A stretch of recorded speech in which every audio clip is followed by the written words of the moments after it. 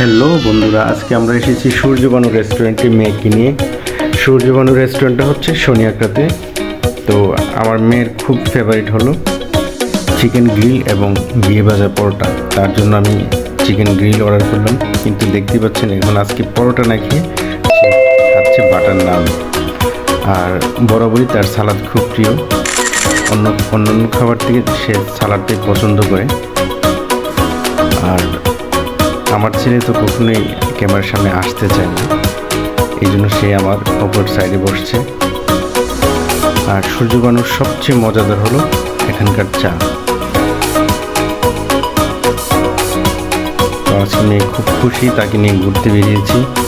আসলে ছুটির দিনে তাদেরকে নিয়ে কোথাও ঘুরতে না গেলে তাদের মনটা খুব খারাপ থাকে, তাই চেষ্টা করি বরাবরই ছুটির দিনে তাদেরকে নিয়ে কোথাও না কোথাও যেতে।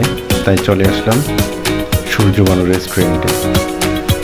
রেস্টুরেন্টের পরিবেশটা অনেক সুন্দর এবং পরিপাটি, আর এখানকার সব খাবারই খুব মজাদার।